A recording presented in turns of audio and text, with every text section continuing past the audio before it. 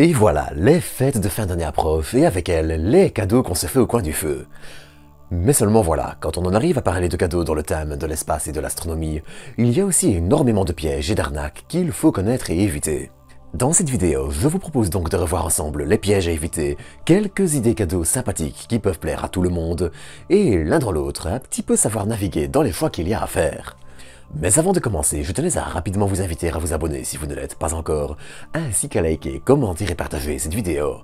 Enfin, si vous désirez soutenir gratuitement la chaîne sans faire de frais supplémentaires, vous pouvez aussi aller faire un tour chez AstroShop via le lien en description pour tous vos achats de matériel astro, peluches en forme de planètes, météorites martiennes et autres goodies.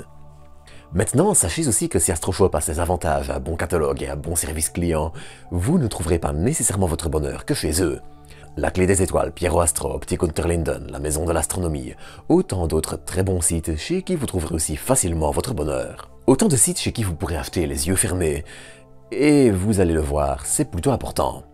Car il y a en effet énormément d'arnaques qui circulent, et une assez populaire sur laquelle je tenais à revenir, c'est celle de l'achat d'étoiles, d'exoplanètes ou d'astéroïdes. Alors autant le dire tout de suite, ce genre de sites sont de vastes arnaques. En plus de vous faire payer des prix parfois délirants, eh bien, les noms des propriétaires ne sont enregistrés que dans leur base de données souvent, et il n'est en théorie pas impossible que quelqu'un puisse acheter le même objet via un autre site. Et ce n'est pas tout, les étoiles, comètes, astéroïdes ou autres que vous pouvez acheter ne sont malheureusement reconnues par aucune, et j'insiste sur aucune, entité officielle. Alors bien sûr, certains font de très beaux discours pour vous convaincre qu'ils sont les meilleurs et la référence dans le domaine, mais aucun, et je tiens vraiment à le dire, aucun n'est reconnu officiellement ou n'a la moindre influence à ce niveau-là.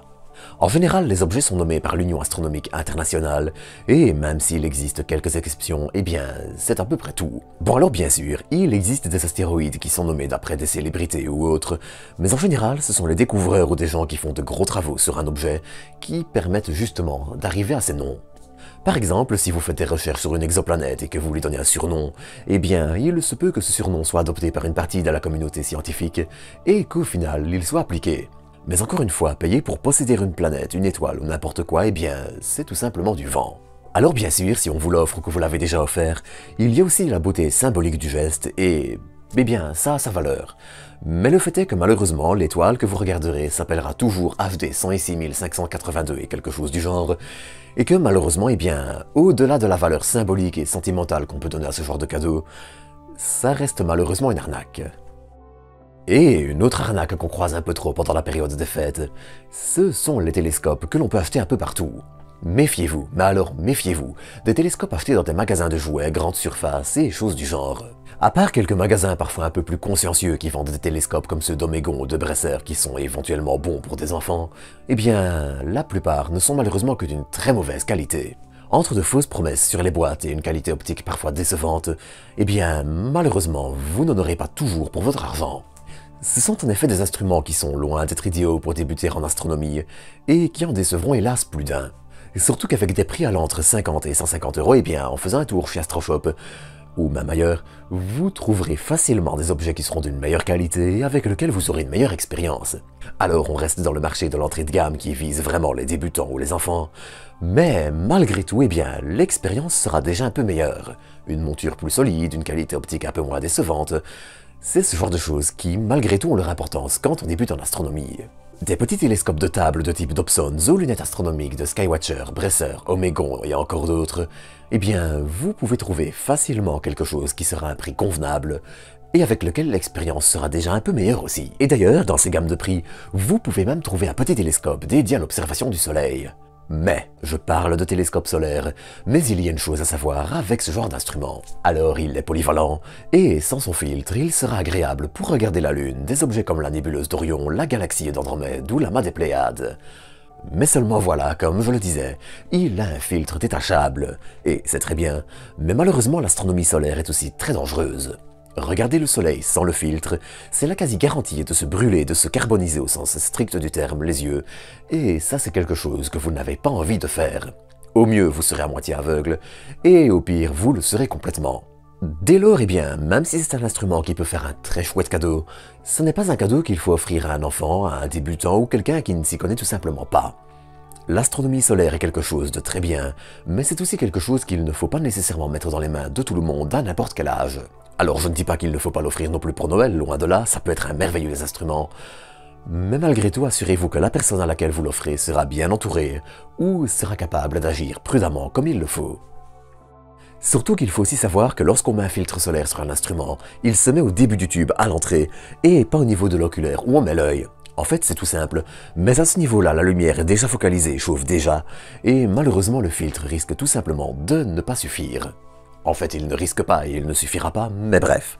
D'autant qu'au-delà de l'astronomie solaire, il existe plein d'autres options. Acuter, par exemple, fait des petits télescopes qui peuvent s'ouvrir et dont on peut voir l'optique à l'intérieur, et qui peut être assez intéressante pour apprendre à quelqu'un, principalement un enfant, mais aussi quelqu'un qui débute un petit peu avec l'optique, comment fonctionnent ces instruments et leur apparence à l'intérieur. Rajoutez à ça les petites lunettes ou les petits Dobson de table.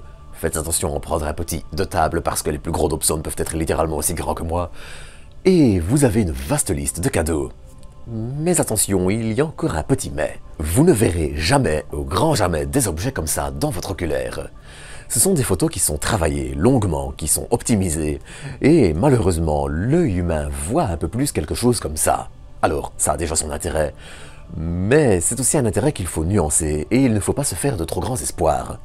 Admettons par exemple que vous offrez un petit télescope à un enfant, modérez ses attentes, débutez avec des objets comme la Lune, qui ont pour le coup l'avantage d'être inoffensifs, de ne pas risquer de cramer les yeux, et d'être malgré tout un beau spectacle, et construisez un peu plus à partir de là. Vous pouvez ensuite par exemple passer à la nébuleuse d'Orion, la galaxie d'Andromède, ou l'amas des Pléiades, qui a l'avantage d'être constitué d'étoiles très brillantes et visibles à l'œil nu, et l'expérience sera déjà un peu meilleure. Et c'est un peu la même histoire pour des planètes comme Jupiter ou Saturne, dont les détails ne commencent à se révéler qu'avec environ 500 mm de focale, et qui malheureusement resteront encore très ténus avec les instruments que l'on trouve en entrée de gamme. Alors bien sûr, ce que je vais dire là est un peu un raccourci aussi, mais à moins de passer à des budgets de 2 à 300 €, eh bien, la plupart des instruments restent limités aux objets du catalogue de Messier, et encore les plus brillants, et à la Lune. Et d'ailleurs, quand on parle de ça, il y a 2 chiffres qu'il faut toujours regarder. L'ouverture, ici par exemple 76, et la longueur focale qui est par exemple ici 300. Plus votre ouverture est grande, plus vous capterez de lumière et plus vous verrez des objets sombres, et plus votre distance focale sera longue, plus vous grossirez. Parallèlement, plus vous grossissez, et bien plus les objets paraissent sombres. Et pour calculer le grossissement que vous aurez avec un instrument, c'est assez simple. Regardez les oculaires fournis avec et prenons par exemple celui de 20 mm et un télescope de 300 mm. Il suffit ensuite de diviser les 300 mm par les 20 mm de l'objectif et vous obtiendrez le chiffre 15 qui est le nombre de grossissements que vous obtiendrez. D'ailleurs, depuis là tantôt je vous montre ce télescope, mais je ne le conseillerais pas. En fait, il existe dans la même gamme de prix un modèle doté d'un chercheur et ce sera énormément plus confortable. Un chercheur vous permettra en effet de trouver des objets parfois moins lumineux plus facilement, et dans la foulée, eh bien, c'est une bonne occasion d'apprendre les constellations et à quoi ressemble le ciel nocturne. Ainsi, avec une bonne carte du ciel comme Stellarium qui est gratuit sur PC, mobile et navigateur, eh bien, vous commencerez à déjà pas mal élargir votre horizon. Bon alors bien sûr, une carte du ciel physique reste très agréable, et il faut toujours penser à se munir d'une lumière rouge qui permet facilement d'adapter vos yeux à la luminosité ambiante, enfin à l'absence de luminosité. En fait, l'idéal, c'est de rester dans le noir une dizaine de minutes avant de commencer ces observations, et de se munir d'une lampe rouge pour ne pas trop s'éblouir. Vos pupilles seront plus dilatées, elles capteront plus de lumière, et vous verrez plus facilement ce que vous regardez. D'ailleurs également un conseil quand on regarde dans l'oculaire d'un télescope, c'est de parfois regarder légèrement à côté de l'objet que vous cherchez à voir. Si par exemple il est là dans l'oculaire, regardez un peu plus là, parce que le côté de notre vision, eh bien, il capte mieux la lumière. C'est mal fichu, mais c'est comme ça. Et puis bien sûr, vous pouvez aussi opter pour le niveau au-dessus. On voit facilement des télescopes commandés par smartphone, qui vous permettent de faire des photos et n'importe quoi pour un budget qui est encore parfois assez honnête. Mais ils ont aussi un défaut. Alors disons-le, ils sont très bons, mais certains sont dotés d'oculaires électroniques, et même si ce sont de bons instruments, eh bien, ils enlèvent une bonne partie de la pratique de l'astronomie.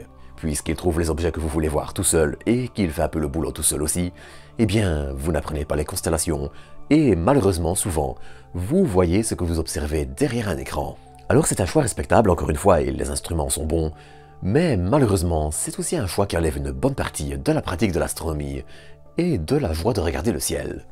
D'ailleurs, si vous voulez faire de l'astrophoto, plus de l'astronomie et de façon plus sérieuse, eh bien, ce n'est pas pour dire, mais ces instruments malheureusement sont aussi assez limités, et dans le même budget, vous pouvez vous offrir un bien meilleur matériel, qui vous donnera de bien meilleurs résultats en les travaillant un peu. Et puis, dans les idées cadeaux, eh bien, il reste aussi les paires de jumelles qui sont très agréables pour débuter en astronomie, les peluches en forme de planètes, les météorites martiennes ou lunaires dont je parle régulièrement, et un petit peu tout ce que vous pouvez trouver qui peut vous tenter. Mais encore une fois, voilà, il est aussi important de connaître quelques pièges et d'avoir quelques éléments en main, et c'est ce que j'espère qui aura été fait avec cet épisode. Sur ce, eh bien, bonne fête à tous et à toutes, et à très bientôt pour de nouvelles doses d'espace.